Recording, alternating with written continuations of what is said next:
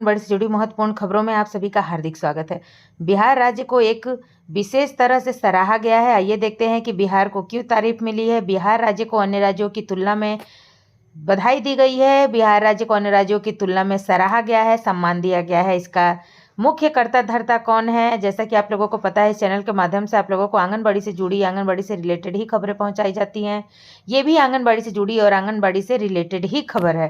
पहले पूरी जानकारी पढ़ लेते हैं, समझ लेते हैं, उसके बाद इस पर हम लोग चर्चा करने वाले हैं। देखिए, केंद्र ने स्वास्थ्य पोषण के काम को सराहा, ठीक है।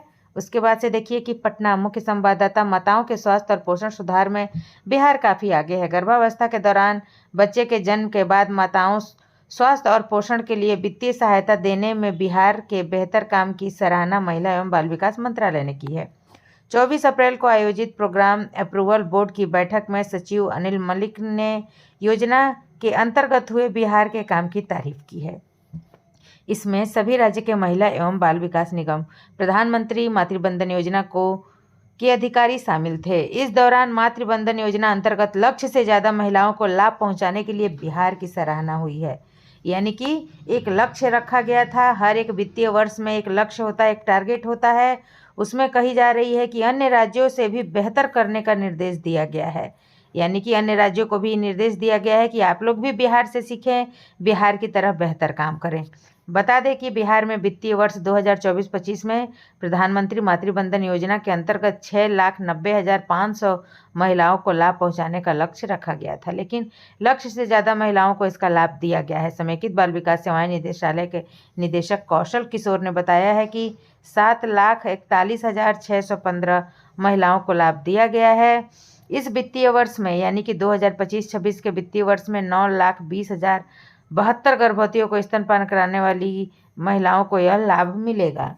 यानी कि आप लोगों को पता है कि गर्भवती और प्रसूति, यानी कि बच्चे का जो टीकाकरण है, प्रथम चक्र कंप्लीट हो जाता है, उसके बाद ही जो है कि लाभार्थी को तीसरा किस्त देय होता है। देखिए, प्रधानमंत्री मातृवंदन योजना में बिहार के लक्ष्य से ज़्यादा महिलाओं को लाभ पहुंचाया, यह गर्व की बात है। मंत्रालय ने काफ़ी सराहा। जैसा कि प्रधानमंत्री मातृवंदन योजना के तहत प्रथम संतान चाहे लड़का हो या लड़की हो 5,000, द्वितीय संतान यदि कन्या होती है तो 6,000 रुपये, कुल मिलाकर के 11,000 रुपये की सहायता राशि केंद्र सरकार द्वारा हर एक गर्भवती माता तक पहुंचाई जाती है, जो कि बहुत ही अच्छी बात है, बहुत ही खुशी की बात है। जब हम आंगनबाड़ी वर्कर अपने पोषक क्षेत्र से गुजरती हैं, उस समय हमें जब लाभार्थियों द्वारा कहा जाता है कि दीदी मेरे खाते में 5,000 रुपये आ गए हैं, 3,000 रुपये आ गए हैं, 6,000 रुपये आ गए हैं, और उनके चेहरे पर जो खुशी और चमक देखी जाती है, उसका तो कोई कुछ कहा ही नहीं जा सकता है, उसका कोई जवाब ही नहीं होता है। बहुत ही अच्छी बात है। इसके लिए हम सभी लाभार्थियों की तरफ से भी और आंगनबाड़ी वर्करों की तरफ से भी हमारे माननीय प्रधानमंत्री नरेंद्र मोदी जी को हम लोग धन्यवाद देते हैं। लेकिन सर, हम सभी आंगनबाड़ी वर्कर आप तक ये भी कहना चाहती हैं कि जितना मेहनत हम आंगनबाड़ी वर्कर एक फॉर्म को भरने में करती हैं, पोषक क्षेत्र से जा कर के लाभार्थियों को समझाना, अपना ई श्रम बनवाइए या अन्य डॉक्यूमेंट बनवाइए, अपना अकाउंट खुलवाइए, अपने अकाउंट का NPCI करवाइए, अपने अकाउंट में आधार लिंक करवाइए, इतनी सारी जानकारियाँ देने के बाद फिर बैठ के हम लोग जो है घंटों घंटों फॉर्म अपलोड करते हैं, NM से RCH नंबर लेते हैं। इसके बदले में आंगनबाड़ी वर्करों को कभी भी 1 रुपये की पेमेंट नहीं की गई है।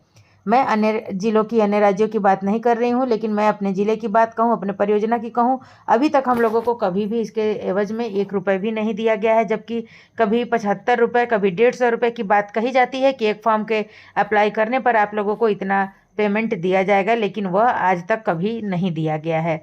इसलिए सरकार से हम सभी को मिलकर इसकी गुजारिश भी करनी चाहिए, और साथ ही साथ हम सभी सेविकाओं को, सहायिकाओं को इस पर गर्व भी करना चाहिए कि हमारे राज्य को सम्मान मिला है, हम सभी को सम्मान मिला है।